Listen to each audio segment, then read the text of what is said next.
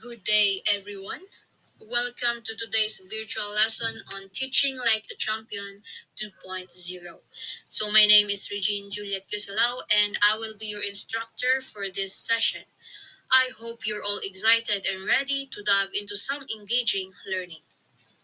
So, our topic for today's session is technique number 18, or the post-it. In this lesson, we will explore the concept behind this technique, how to apply it, and why it's important in teaching. So by the end of our session, you will have a clear understanding of this technique, how to implement it in your classroom, and its importance. You will also be expected to complete an evaluation after my discussion. Okay, let's get started. Technique, technique number 18, or the post-it, involves putting your lesson objectives on display where everyone can see them. So this helps students know exactly what they are supposed to learn that day. You can display the objectives in various places such as on the blackboard, on the wall, or even on the TV screen so students can read them themselves and be prepared of what's expected of them. Now, you might be wondering, how can we apply this technique on our own classrooms? So there are options here. First option would be write them on the wall.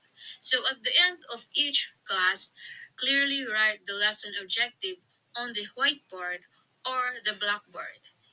Another option is use a bulletin board. So creating a special board in the classroom to show the learning goals for the week. So each classrooms I guess have its own bulletin board where you can post any announcement. Then there you can also put there the learning objective. So another option is make posters. You can create colorful posters with the objectives and hang them where everyone can see it. Another option is show on a screen. So if you have a projector or a smart board, you display the objectives during your lesson. I'm sorry. And another one is check at the end.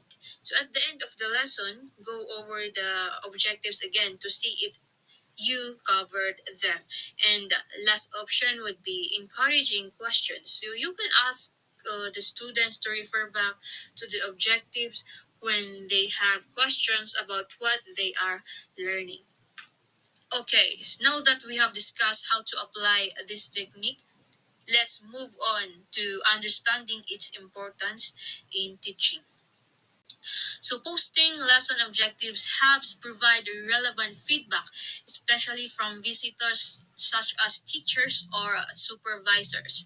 So when they can see your objectives clearly, their feedback will be more aligned with what you're trying to achieve. So this ensures that their suggestions focus on specific teaching goals rather than personal preferences. Another key point is that posting the objectives helps save time. So instead of repeatedly explaining the expected outcome during each part of your lesson, students will already know what to expect, allowing you to get straight to your lesson. So, I also want to highlight a classroom management strategy that complements this technique. It's called draw the map floors. This involves using rows of paired desks to enhance students' focus on the teacher and on the board.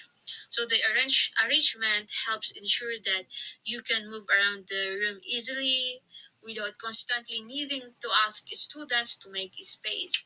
This not only helps maintain your authority but also keeps the classroom standards in check. You can even use tape on the floor to create clear pathways, making it easier to navigate and line up students quickly when needed. So I know that you have experienced this when you were in your elementary days or even in high school, wherein the classroom desk setup is in rows wherein you have your seatmates Okay, so yeah, that covers our lesson for today.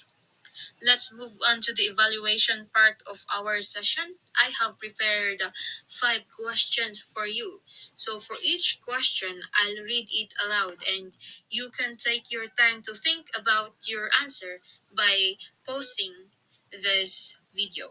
So after each question, I will also show you the correct answer. Okay, let's get started. What should we post or show to the class before starting the lesson in this technique? Question number one.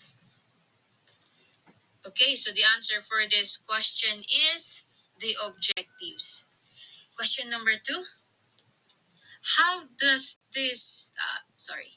does this does this technique help lessen the time spent explaining expected outcomes during your lesson? Answer yes or no.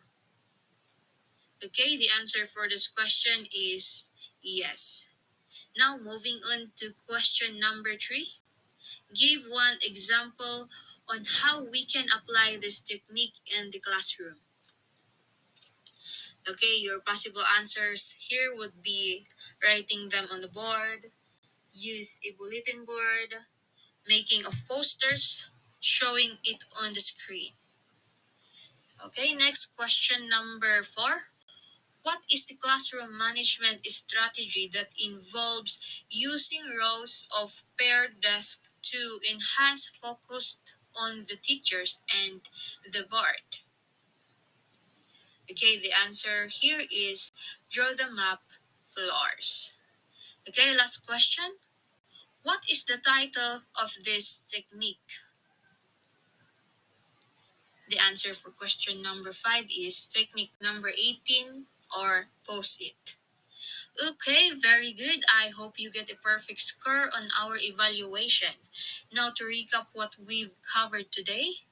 By having students talk about the lesson objectives, review them, and connect them to previous lessons, you help emphasize the importance of those objectives. So this approach encourages students to take their learning seriously and be more mindful on what they are working toward. And it also creates a classroom environment where everyone is more involved and aware of their learning goals.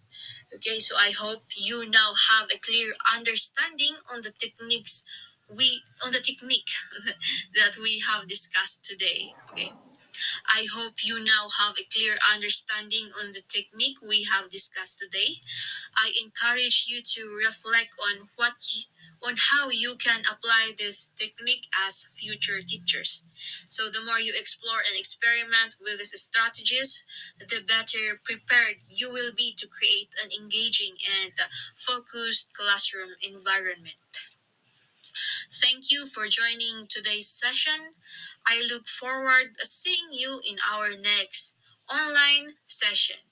Goodbye and take care.